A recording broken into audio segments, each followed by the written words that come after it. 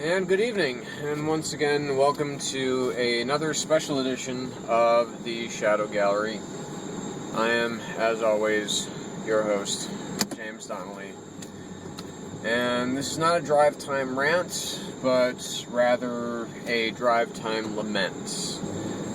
For those of you who have been paying attention today, those of you who have been reading your Twitter feeds, reading Facebook, or just going to some of the comic sites in general, you know that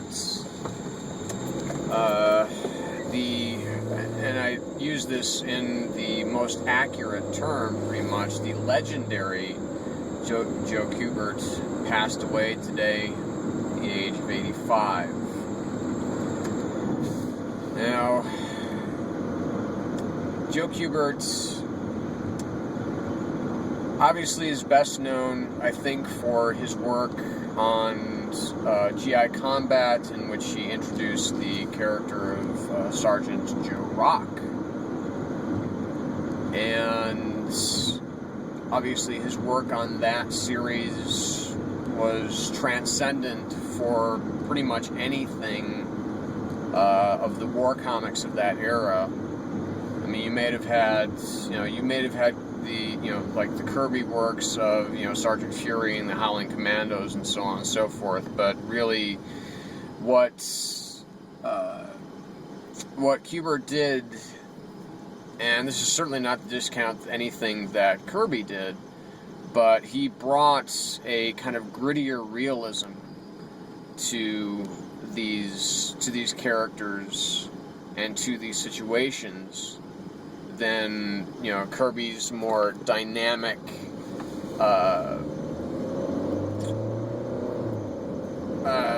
not unrealistic, but his just more dynamic, more comic booky, fun type of work that was done on similar subject matter.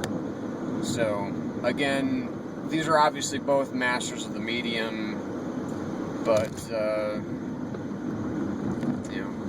Joe, he kind of started, really, Jesus Christ, he kind of started this movement towards, I think, getting some more realistic, figures in there and so on and so forth. But obviously, with the creation of, characters like Tor and, his, kind of golden age, defining work on Hawkman. Also doing other characters like Wildcat, Johnny Quick. There's a great kind of like a graph or almost a chart that Mark Waid put up on his Twitter feed. If you're not following Mark Waid on Twitter, you should be, because he's just one of those people that when he doesn't say a lot when he's on Twitter, but when he does say something, it's meaningful. Because Mark Waid is he is a preeminent, he's like the preeminent fanboy of, almost a comics historian, really. I mean, he knows, he has an encyclopedic knowledge of comics and their, and comics creators and their work and so on and so forth. It's pretty tremendous, the type of stuff that he knows. But obviously, we're here to talk about Joe and the legacy that he left behind. And it's terribly tragic in the sense that obviously, we have, his sons, Adam and Andy, who are both terrific, and superstar artists in their own right, who are looking to leave behind, a legacy somewhat similar to their own fathers. But, this is a man who, he created a school that prospective comic illustrators could go to and show their work to, in the hopes of showing their work to the world. I mean, that's a really impressive legacy to leave behind. So I guess that is passing. I mean, he was 85. I'm not necessarily putting this in a perspective that's unique to myself, but that's just to take time to more appreciate what he's left behind rather than grieve the man's loss. Because obviously, when someone you love dies, it's a terrible thing.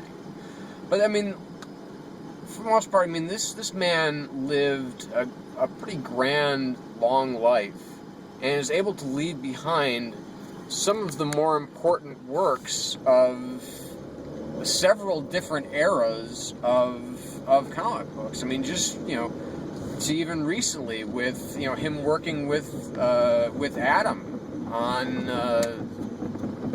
the Before Watchmen Night Owl, which I have not read, but just knowing that he's working with his sons and graphic novels like Facts from Sarajevo, and this stupid thing keeps slinking down. Sorry. I live in the Arizona area, and if there isn't a speed hump every 15 minutes, or actually every 15 feet is closer to it. There you go again. But anyway, so he's left behind an incredible legacy of work, an incredible body of work. This isn't kind of the tragedy that was the death of, say, one of my very favorite artists of all time, Gene Colan, which was, this was a man who, he needed our help. The Hero Initiative stepped in. So August 12th is a very rough day, historically, because I don't know if this is the day that we lost both Mark Grunwald and Mike Wieringo, but it's certainly the day that we remember them. And it's a sad day for comics creators and comics lovers all over the world today. And I think that we should all just take a few moments, as lovers and those of you out there who are creators, and take a moment to really tip our hat to this man, to Joe Kubert, and say, what, you've really paved the way for a different type of storytelling in comics. And you are one of the great artists of all time. And my heart obviously goes out to his family, his friends, and he was a legend, and he will be missed, but he's left behind more than enough for us to be reminded of him every day. In every issue of just about every comic, you're going to find an ad for the Kubert School, and even an application or a link to one. So, I mean, just that in of itself, it's pretty goddamn cool.